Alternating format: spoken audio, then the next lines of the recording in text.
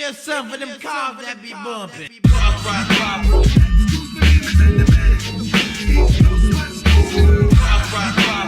You back, Dawn's Dozens. It's Thursday. Thanks for rocking Relevant Television. You know what we do? We bring it to you every fucking Thursday consistently. You know what we gotta do first though? Subscribe, like, and share. Hit the YouTube link in the bio. Get with us or get left. This week, y'all, top 12 cars for the culture. That's what we doing, baby. We highlighting all the ill whips, hoopties, flagships, whatever you want to call them. Let's get it popping. Here go the honorables.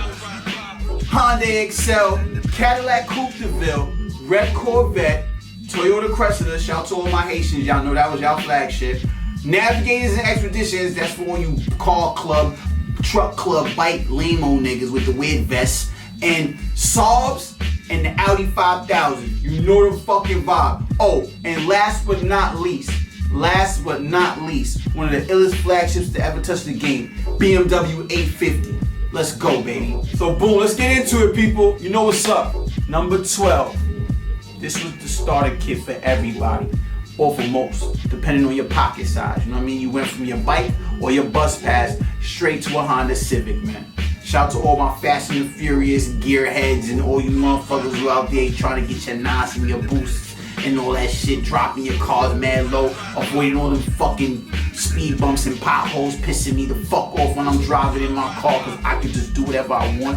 I hate y'all. But shout out to the Civics, man, because I know that's a starter kit for mad homies in the hood and all the little shorties and, you know what I mean, the little girls, they get their little whips. That's their first, that's my first car, you know what I mean? Shout out to them, man. Honda Civics, number 12. Yo, number 11, Volkswagen Jetta.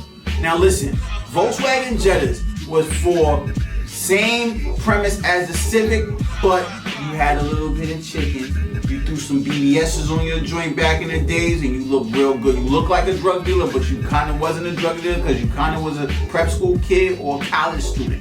But that was the car. And if you wasn't either or, then you was a nickel and dime hustler. But either way, that was the car. It was a touch of luxury. Always came with the good leather seats. Always came with the features on the inside. I had a Jetta, you know what I mean? I had the all black Jetta with the black on black rims, and I had the construction paper 10B. I called them Gizmo. It was a good car, man, because I called them Gizmo. You wanna know why I called them Gizmo? Bright light. No light was getting in my car. My shit was tinted crazy, boy. I don't even know how I never got pulled over, man, but whatever. Yo, number 10 though is Nissan's, man. Yo, Nissan is a Jamaican flagship of all Jamaican flagships, alright? Nissan Maximas ran Jamaica, Flatbush, Merritt Boulevard, Linden Boulevard, Boston Road, any Broward County, Dade County, wherever you was at, wherever it was Jamaica's, Toronto, anywhere. Niggas had the Maximas, B. The box joints from 85 to 90, yo, the 91 to 94s. Then don't let's get into the 95s and 96s because that was a Fast and the Furious joint. And so forth and so on. Now, who you can catch in the Maxima, I'm gonna tell you. You're probably gonna catch a Jamaican nurse. Maybe she's an RN, an LPN, whatever. But 9 times out of 10, it's a baby mother car. And they wanna feel like they doing something big, but they really not. It's just a Max, sis, don't trip. Ain't nothing that big, you know what I mean? You got some leather seats, you got some heated seats now, probably a heated steering wheel. You're doing your thing, I'm proud of you. Number 9, MPVs. Yo, listen, this was, to me, the culmination of the hybrid crossover SUV. Because you ain't know if it was a minivan, or if it was a truck, or if it was like, you know what I mean, like you didn't know what it was, but Mazda knew what they was doing. And Mazda, if you see what I'm talking about right now, or anybody knows somebody at Mazda, yo, bring that car back, B. You're bugging out. MPVs is fat. You know what I mean? Shout out to Raekwon and them niggas, B. MPVs with the BBS's was lit. My man Safe had an MPV. This shit was fire.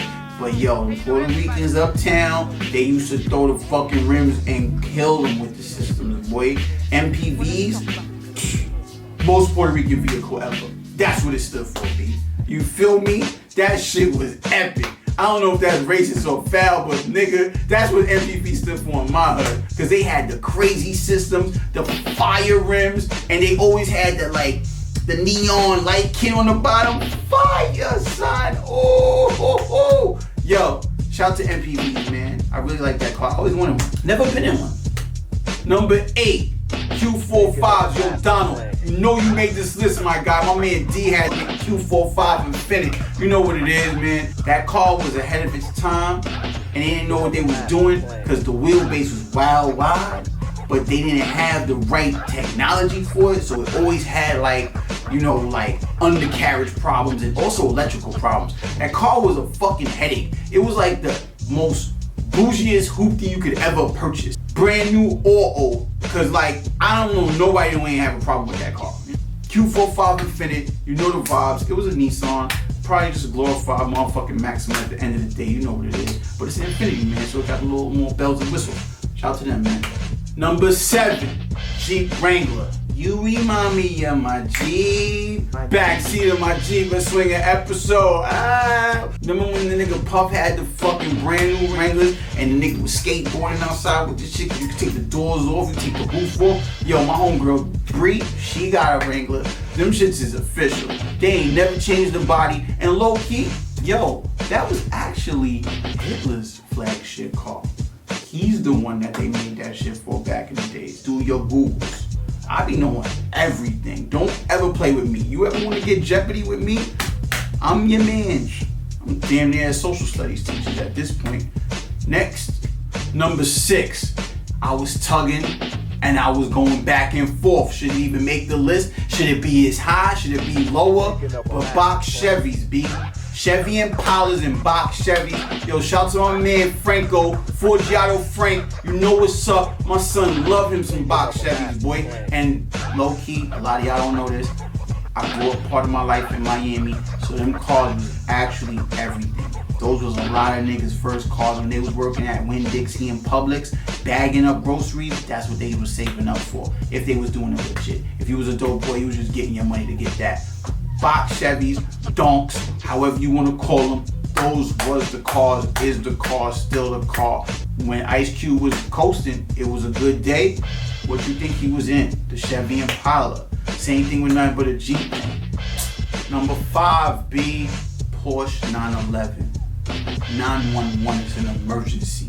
It's an emergency. I'm out here killing the streets in this car. That's what it was when you had that. That was the car of cars. Not a lot of people had it. It was a very preppy, yuppie, you know, I got a lot of money, bougie kid car. But if you was in the hood, you was just a dope boy with a dope ass car. You shitting me? Number 4, another Jamaican flagship, but I don't even want to say Jamaicans because mad West Indians had this car, B, and I'm claiming that. I'm giving it to all West Indians. The Ac Legend Coupe. The ACURA Legend Coupe? That was the best car ACURA ever made, next to the NSX. NSX is still underneath that in my opinion, because everybody couldn't have that, and you couldn't drive that all the time. But the Ac Legend Coupe, you could have drove all the time. Front wheel drive, killing them out here. That shit used to pull up next to CLKs and Benzes and be out here looking mean. Ludacris actually upgraded his shit, had his shit sent to ACURA, redone, refurbished, and modernized, and he put a fucking TV in the steering wheel. That nigga loved Ac Legends, and rightfully so. Number 3, Lex Bubble. You know what it is. Now, for most, this Lex Bubble could be a GS, and for others, it could be a SC Coupe. Either way, the Lex Bubble was the one, and for me personally, it was the SC Coupe. You know what I mean? Like, Jay had the GS and it was cool because that's what he was talking about, bubble down the legs, you know the fact that I have. My point making that I'm trying to get to y'all is that the SC Coupe was the one for me, because this is my list. But I know some of y'all had a GS on your list, but neither here nor there. That was the choice of choices when it comes to the Lex, man. That was a good car. My man Corey, his brother had one. That shit was fire. Andrew on my block had one. Clark Kent, them niggas used to pull up in them shit back to back, crazy. Clark had the fire Volvo on BBS's too. Act like you don't know. Yo, Clark, when you see this shit, cause you watch my shit, shout to you. Talk your talk, B. Don't disrespect it. You had the fire Volvo. Burgundy, I remember, B. In fact, stepping out with the valleys on. Neither here nor there, I digress. The Lex Bubbles.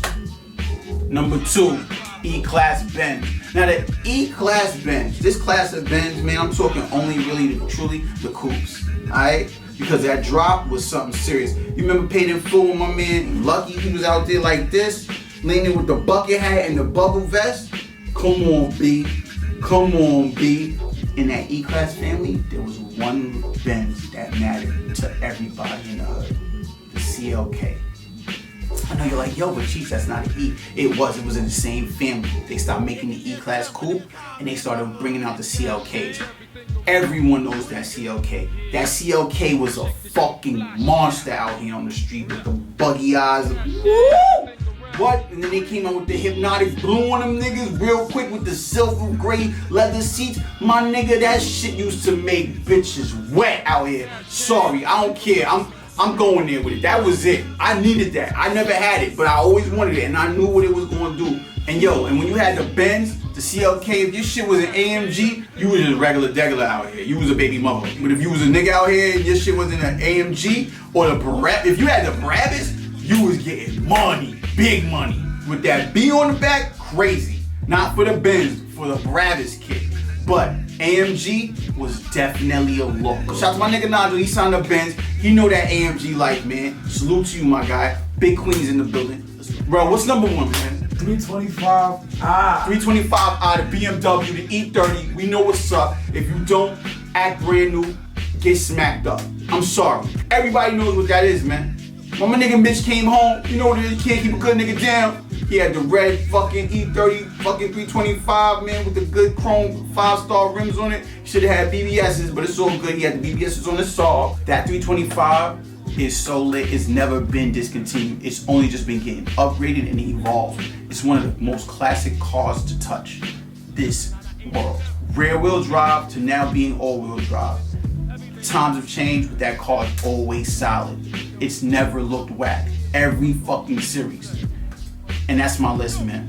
That's my flagships for the culture. You know the vibe. Everybody had an E-Class, CLK. Everybody had a Maxima. Everybody had an Act Legend coupe. Everybody had a Civic. Everybody had a Jetta. You know what's up, man? And guess what? If you ain't have one when you were supposed to have one, it was your favorite hoopty. Probably your first hoopty. I'm just here for y'all, man. I hope y'all enjoyed it, because I did. Dawn's Dozens, I'm out. I'm about to go jump in my car. Peace.